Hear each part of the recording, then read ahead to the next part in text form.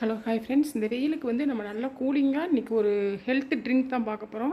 அது என்னென்னு வாங்க பார்க்கலாம். இப்போ பார்த்தீங்கன்னா நான் பாருங்கள், அடுப்பில் பாருங்கள் ஒரு 1/2 லிட்டர் பால் நல்லா கொதிக்க வச்சு ஆற வச்சுக்கலாம். அடுத்து என்ன பண்ணலான்னு பார்க்கலாம் ஃப்ரெண்ட்ஸ். இப்போ பால் வந்து நல்லா பொங்கி நல்லா கொதித்து வந்துருச்சு. இப்போ நம்ம ஸ்டவ்வை வந்து ஆஃப் பண்ணிக்கலாம். இப்போ இது நல்லா ஆறட்டும். நல்லா வந்து சூடு வந்து இல்லாமல் இருக்கணும். நல்லா ஆறட்டும். அப்புறம் என்ன பண்ணலாங்கிறது. Hello hi friends. அப்படியே வந்து பாலை வந்து நல்லா காய்ச்சி நம்ம ஆற வச்சிட்டோம்.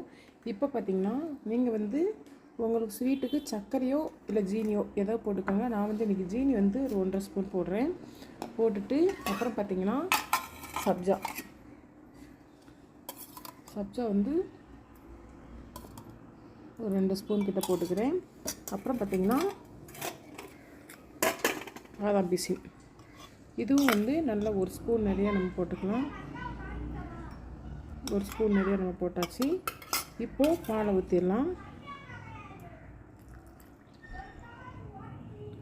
பாலை ஊற்றி நல்லா ஒரு கலக்குனீங்கன்னா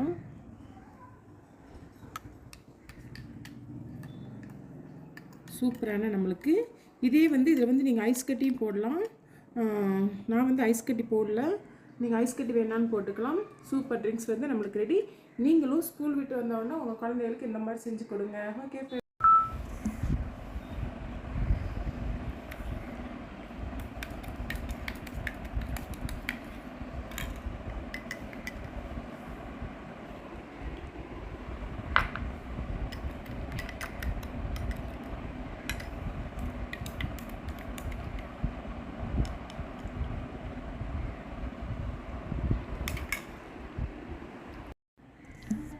ஃப்ரெண்ட்ஸ். இப்போ எங்கள் வீட்டுக்காருக்கு நாட்டு சக்கரை போட்டு நம்ம அந்த மாதிரி நான் ஒன்று செய்ய போகிறேன். நாட்டு சக்கரை போட்டாச்சு. இப்போ பாதாம் பிசினும் ஊற வச்சது இவ்வளோ தான் இருக்குது. இப்போது இதை வந்து நம்ம எல்லாத்தையுமே போட்டுடலாம்.